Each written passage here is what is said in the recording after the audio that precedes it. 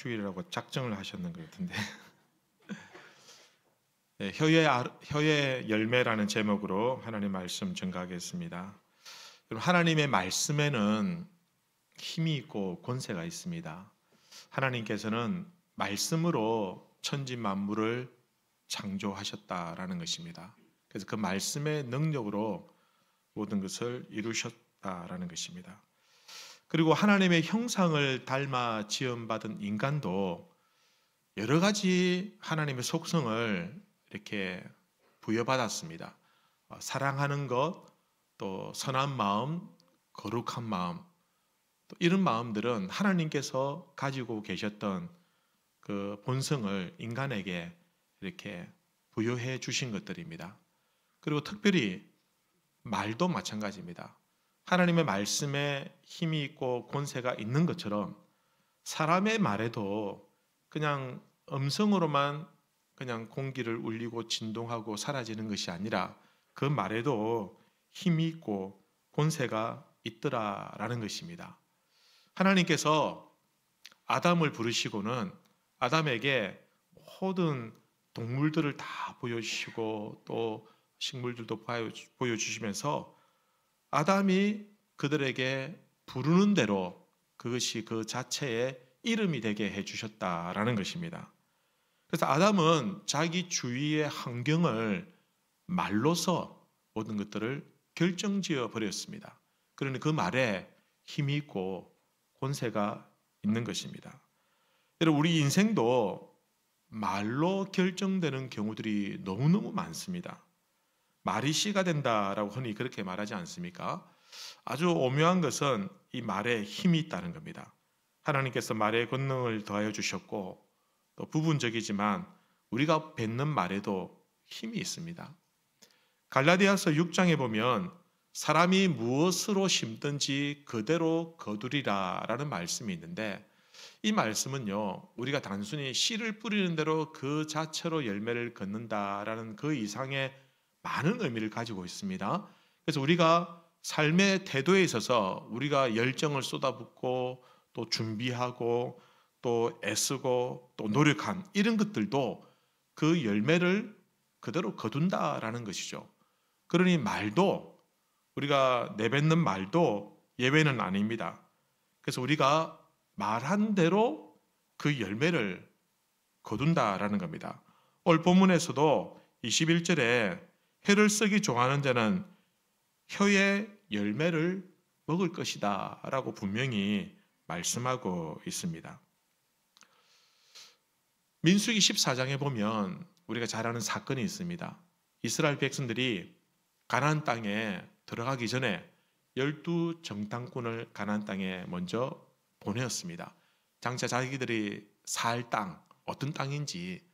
근데 12명의 정탐꾼이 갔다고 난 다음에 이스라엘 백성들 앞에 보고를 하는데 그 중에 대다수인 10명이 그 땅에 대해서 아주 안 좋게 혹평을 하는 겁니다.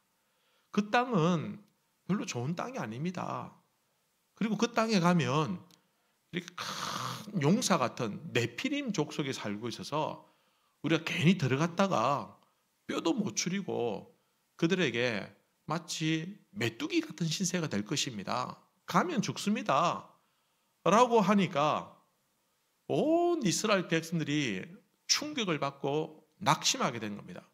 그래서 모세와 아론에게 달려가 가지고 이게 어떻게 된 일이냐, 우리를 죽이려고 이곳에 끌고 왔느냐 라고 하면서 하는 말이 민수기 14장 2절에 이스라엘 자손이 다 모세와 아론을 원망하며 온 회중이 그들에게 이르되 우리가 애굽 땅에서 죽었거나 이 광야에서 죽었으면 좋았을 것을.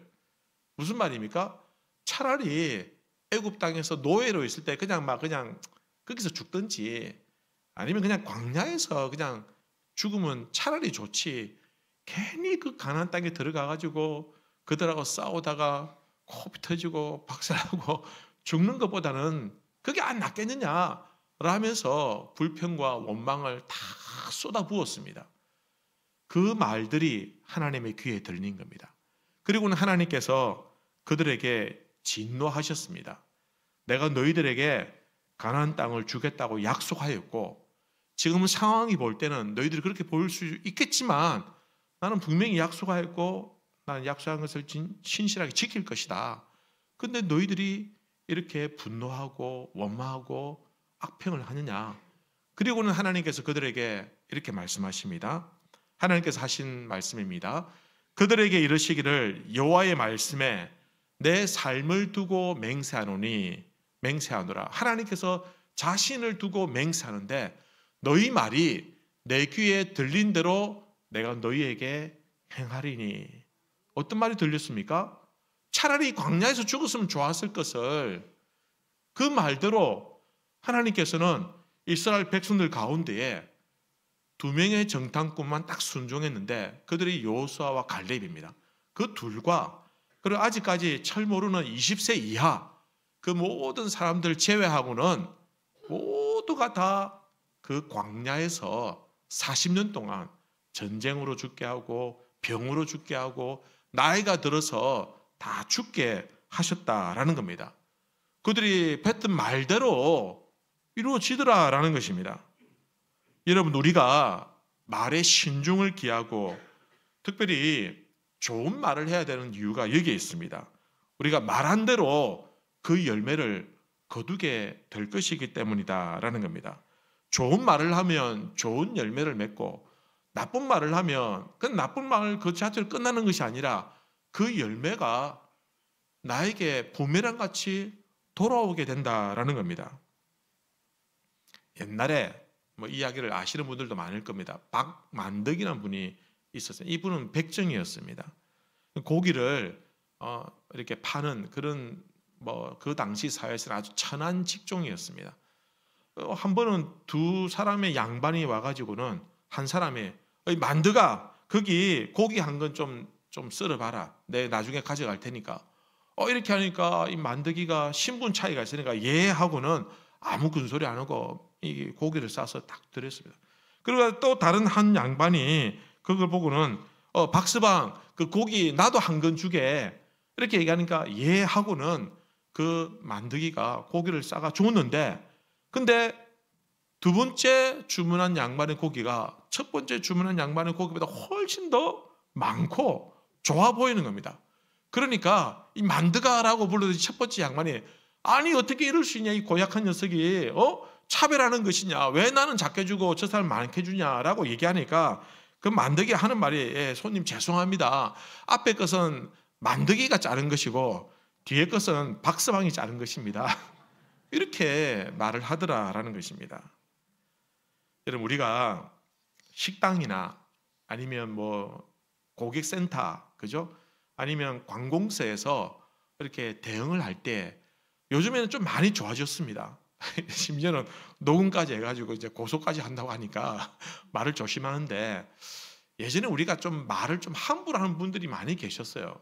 그리고 알바를 하는 학생들 같은 경우는 함부로 말을 툭툭 놓고 마치 자기 집에 종 부리듯이 명령을 하는 그런 참 고약한 분들도 많이 계셨습니다. 아파트 단지에서 아버님 같은 그런 분한테도 함부로 하는 그런 아주 고약한 사람들이 많이 있었습니다. 이런 말은 그 사람의 인격입니다.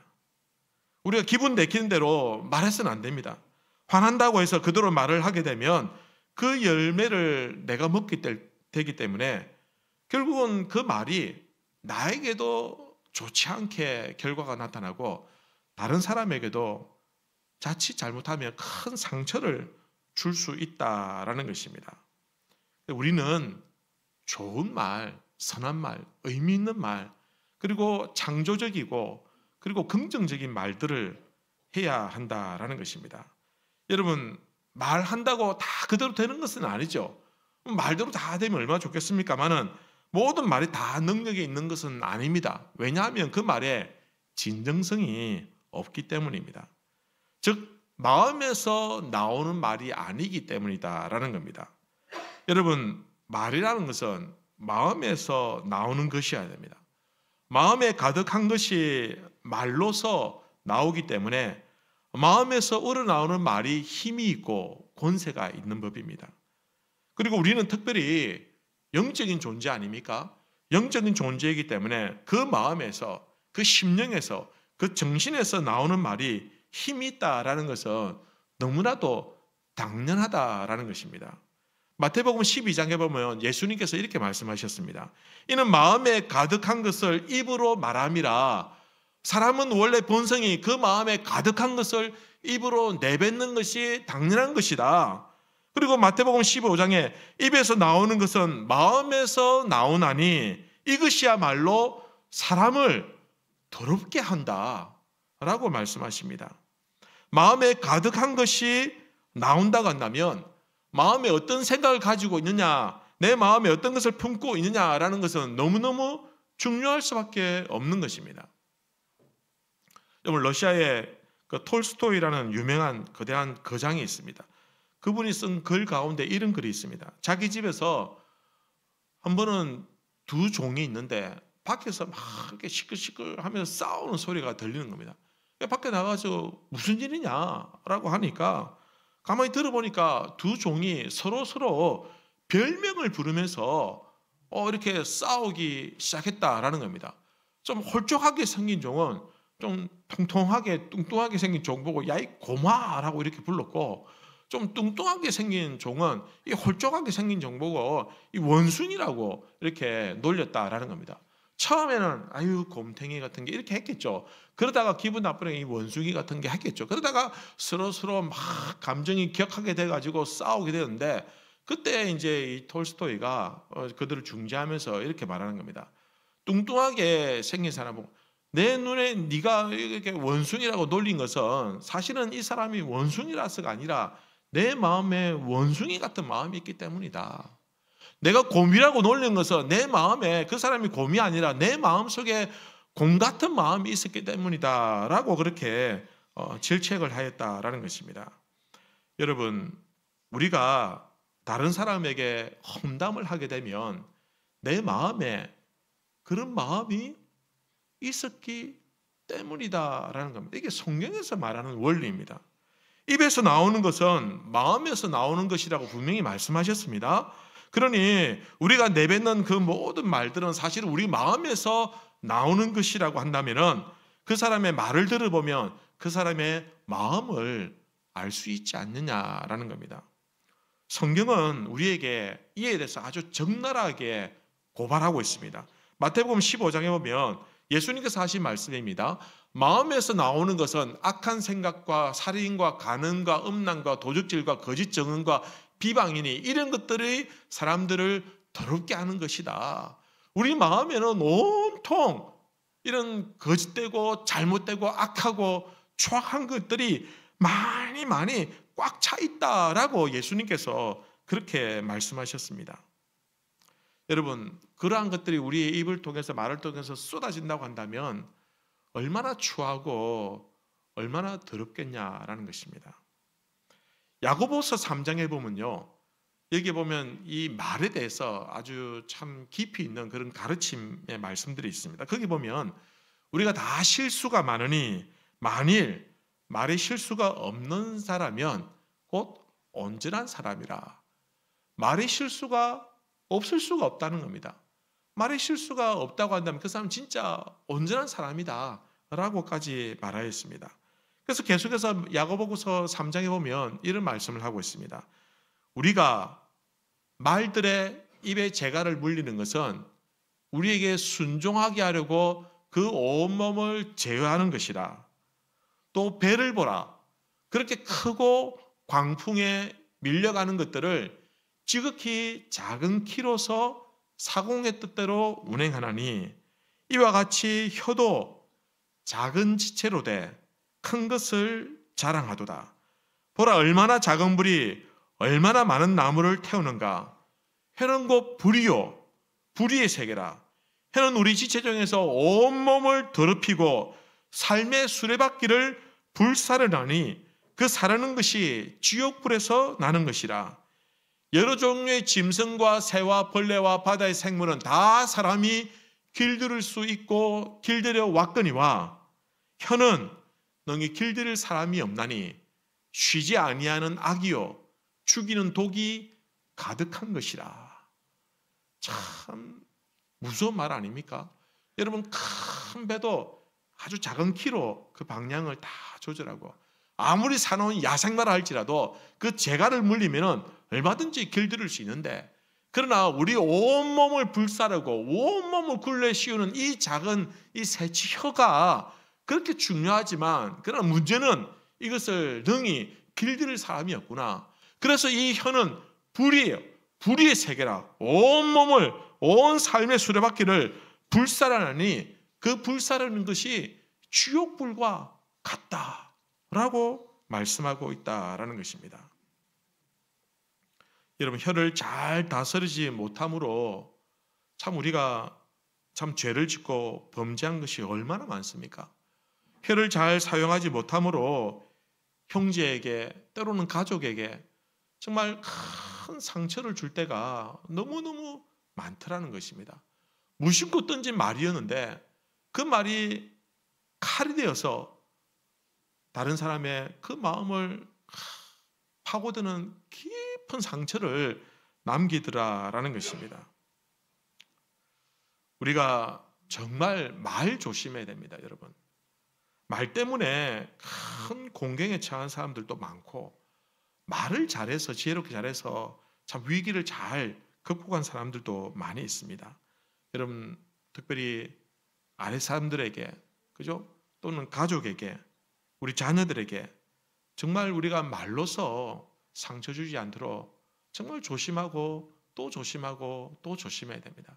이전에는 쉽게 생각했던 일들이 어쩌면 좀 잘 되라고 한 말이, 어쩌면은 좀 뭐 더 잘 해보자라고 한 말들이지만, 그러나 그 말 때문에 그 마음에 사랑이 담겨 있지 아니하고, 그 마음에 인애가 담겨 있지 아니하고, 그 말에 하나님의 평강이 있지 아니할 때 그 말들이 온통 상처와 고통과 아픔을 남겨주더라라는 것입니다.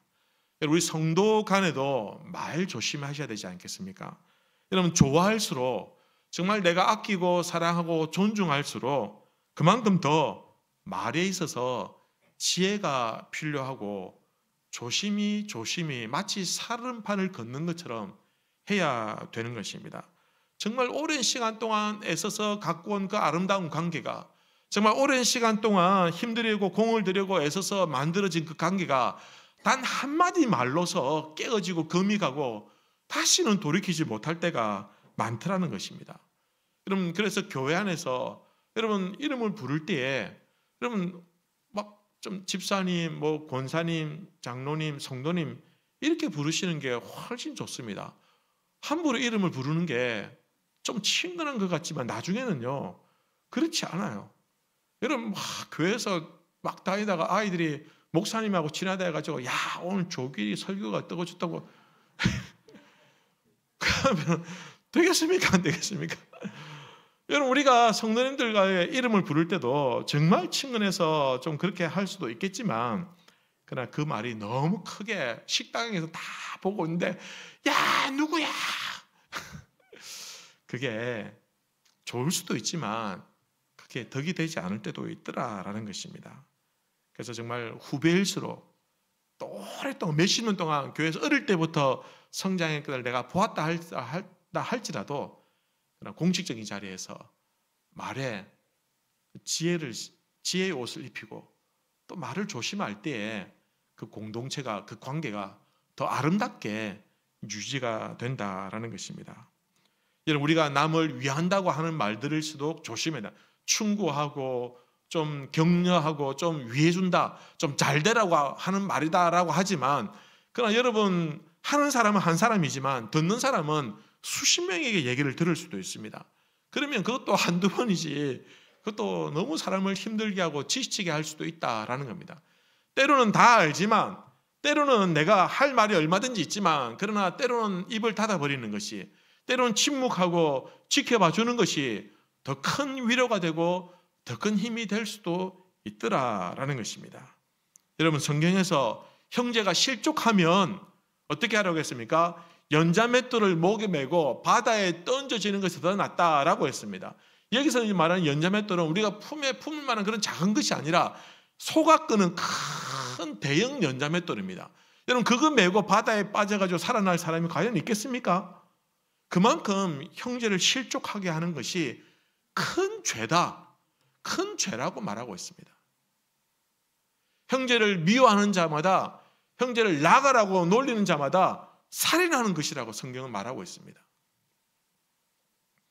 우리가 특별히 경계해야 될 것은, 여러분 우리가 전도회나 구역 모임할 때 그 자리에 없는 분의 얘기는 정말 신중하게 하셔야 합니다. 칭찬하는 말은 얼마든지 괜찮겠지만 참 좋지 못한 이야기는, 험담하는 말은 정말 신중하고 조심해서 차라리 하지 않는 것이 더 좋다라는 겁니다.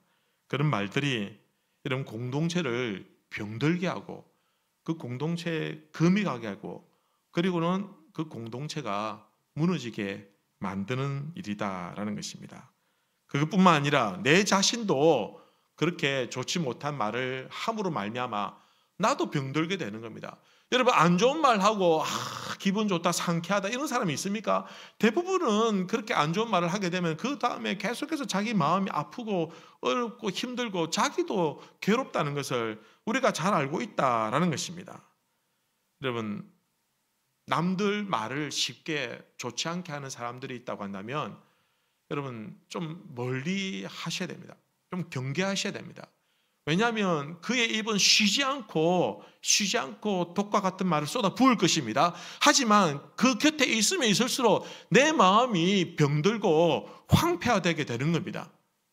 그래서 아무리 친구가 어떻고 아무리 이때까지 살아온 관계가 어떻고 해도 나를 병들게 하고 내 영혼을 메마르게 하는 그런 말들을 계속 앉아서 듣고 있는 거, 그처럼 어리석은 일이 어딨냐라는 겁니다.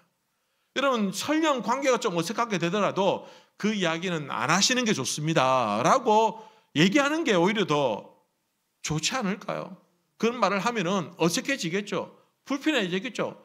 또 물론 그 말 때문에 관계가 멀어질까 두렵기도 하겠죠. 하지만 공동체를 위해서 그 사람과 나의 영적인 건강을 위해서라도 여러분 좋지 않은 말들, 우리를 병들게 하는 말들은 하지 않는 것이 좋다라는 것입니다.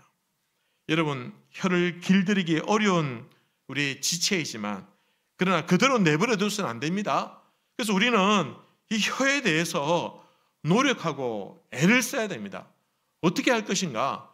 몇 가지 말씀을 드리면요. 첫 번째는 말씀으로 우리의 속을 가득 채워야 됩니다. 여러분 혀는 마음에 가득한 것을 말로 표현한다라고 분명히 성경에서 말하고 있으니 우리 마음에 가득한 악한 생각들, 살인하는 것들, 거짓 증언들, 회방하는 것들을 다 내어버리고 말씀으로 가득 채워야 된다라는 것입니다. 우리가 하나님의 원래 창조의 목적대로 혀를 아름답게 사용하기 위해서는 저주하는 말들과 악독한 말들을 우리 입술에 내어버리고 대신 하나님의 말씀을 가득 채워야 되는 것입니다. 다윗이 이렇게 고백했습니다. 시편 119편에 내가 주께 범죄치 아니하려 하여 주의 말씀을 내 마음에 두었나이다. 하나님 내가 최소한 죄를 짓지 않기 위해서 하나님 말씀을 내 마음에 두었습니다. 여러분 범죄는 악한 것을 마음에 담아둘 때 그 다음에 드러나게 되는 겁니다. 여러분 죄를 짓지 않기 위해서는 내 마음에 악한 것들 대신에 하나님의 말씀을 담아 두어야 된다라는 것입니다. 우리가 사람들과 모임 갈 때 입냄새가 나면 어떻게 합니까? 양치질을 하고 끔도 씹고 이렇게 하지 않습니까? 그렇게 합니다. 그런데 우리가 혀를 다듬기 위해서 이런 노력들이 필요합니다. 우리가 말씀을 마음에 담아두어서 악한 말이 튀어나지 않도록 해야 되는 겁니다. 여러분들은 어떤 노력을 하고 있습니까? 여러분들의 어느 생활을 위해서, 여러분들의 말을 위해서 어떤 노력을 하고 계시냐라는 겁니다. 다른 것들은 온갖 것을 우리가 치장하고 그렇지 않습니까? 우리가 이쁜 또 건강한 몸을 만들기 위해서 운동도 하기도 하고 또 좋은 옷을 샀는데 그 옷이 너무 좋지만 그 옷에 맞지 않는 내 몸을 쥐어 짜서라도 그 옷에 맞추기도 하고 또 눈을 째기도 하고 박피도 하고 치아 교정도 하고 온갖 것 다 하잖아요. 하지만 몸에 좋다는 거 다 하면서도 그냥 우리의 온몸을 굴레 씌우는 이 혀를 위해서 나를 죽이기도 하고 살리기도 하는 이 혀를 위해서는 도무지 관심이 없더라는 겁니다. 우리가 혀를 위해서 거울을 보는 사람이 있습니까? 우리가 혀를 위해서 쇼핑하는 사람도 없고 병원에 가는 사람도 없고 미용실에 가는 사람도 없습니다. 아무도 노력하지 않더라는 겁니다. 그냥 내 마음에 그냥 튀어나온 대로 그냥 내뱉는 겁니다. 여러분, 그렇게 해서는 안 됩니다. 마치 야생마에 재갈을 물리듯이 우리 입술에 파수꾼을 세워 주시옵소서.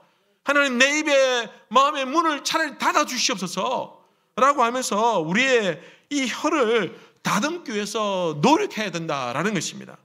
그 가장 좋은 노력이 무엇이냐? 말씀으로 가득 채워버리는 겁니다. 말씀으로 채워버리면은 감히 악독한 말을 내뱉을 수 없게 된다라는 것입니다. 여러분, 혀는 우리가 어떤 사람인지, 우리가 인격적인 사람인지 아니면 비인격적이고 아주 고약한 사람인지를 드러내는 겁니다. 여러분, 혀는 더러운 사람을 아름다운 사람을 만들어주기도 하고 상처나고 핥혀진 그 자국을 치료해주기도 하고 낙담한 영혼에게 소망을 주기도 하고 죽은 영혼을 그리스도에게로 인도하기도 하더라라는 것입니다. 두 번째는 어떤 노력을 기울여야 됩니까? 격려의 말을 해야 합니다. 여러분, 가장 아름다운 말 중에 상대방에게 가장 좋은 말은 격려하는 말입니다. 좋은 리더는요, 충고도 하고 또 때로는 책망도 하겠죠. 때로는 건설적이고 창조적인 그런 어떤 그 다음을 위해서 좀 뭐랄까요, 좀 자극이 되는 말들도 해야 되겠죠. 그러나 더 좋은 리더는 그 말들 그 위에 격려하는 말도 할 수 있어야 된다라는 것입니다. 왜냐하면 여러분, 격려는 결과물이 보이지 않지만 눈에 띄는 긍정적인 신호가 없지만 그럼에도 불구하고 그 존재 자체를 소중히 여길 때 할 수 있는 말이기 때문입니다. 여러분, 격려는 그 사람이 어떤 일을 해냈다 그거 보고 얘기하는 것이 아니라 그 사람 자체가 귀하고 존귀하기 때문에 그 사람을 위해서 할 수 있는 말이 바로 격려하는 말입니다. 예수님께서도 격려하셨습니다. 예수님께서는 시몬 베드로에게 너는 반석이 될 것이다. 그 당시에 시몬의 이런 말을 감당할 인물, 쉽게 말해서 그만큼 준비가 되어 있지 않았습니다. 그는 쉽게 흥분하고 또 쉽게 남에게 이제 좋지 못한 말도 내뱉고 심지어는 예수님을 3번이나 부인하고 저주하기까지 했던 그런 사람이었습니다. 그러나 예수님께서는 장차 그에게 일어날, 그를 통하여 초대교회가 세워지고 그를 통하여 교회의 역사가 나타날 것을 내다보시는 그에게 격려하셨습니다. 너는 장차 반석이 될 것이다. 그러니 시몬아, 너는 베드로다. 베드로다. 여러분, 좋은 격려는 그냥 떠벌리고 그냥 과장해서 부풀려서 상대의 비위를 맞춰주기 위해서 하는 말이 아닙니다. 진심으로 그렇게 되기를 바라는 마음으로, 사랑하는 마음으로 소망하면서 상대의 내면에 깊이 담겨있는 그 잠재 능력과 그 귀한 것을 꿰뚫어 볼 때 할 수 있는 말이다라는 것입니다. 좋은 격려를 들으면 정말 그 사람이 말하는 대로 이루어지는 것 같습니다. 그래서 격려는 잠재 능력의 촉매자와 같은 것입니다. 사실은 격려 그 한마디가 그 사람을 일깨우고 정신이 번쩍 들게 만들고 또 그 말로 새로운 삶을 살 수도 있다라는 것입니다. 여러분, 우리가 잘 아는 미국의 그 아브라함 링컨 이 대통령이 노예 제도를 폐지하고 또 그 때문에 남북 전쟁도 하고 그렇게 했을 때 그를 지지하는 세력들도 있지만 그를 비방하고 중상모략하는 그런 세력들도 굉장히 많았습니다. 그러니까 결국은 총에 맞아서 암살되었지 않습니까? 근데 그가 가지고 있었던 그런 어떤 그의 유품들을 이렇게 찾아서 그걸 박물관 전시했는데 거기 보면은 눈에 띄는 것이 그가 가지고 있었던 그 작은 손수건, 그게 자기 이름이 새겨 있는 손수건이 하나 있을 거예요. 그리고 아이들이 가지고 있는 조그마한 그런 주머니 칼이 하나 있고, 그리고 독특한 것이 있었는데 그게 무엇이냐면 바로 편지, 기사, 신문 기사 조각이 있었습니다.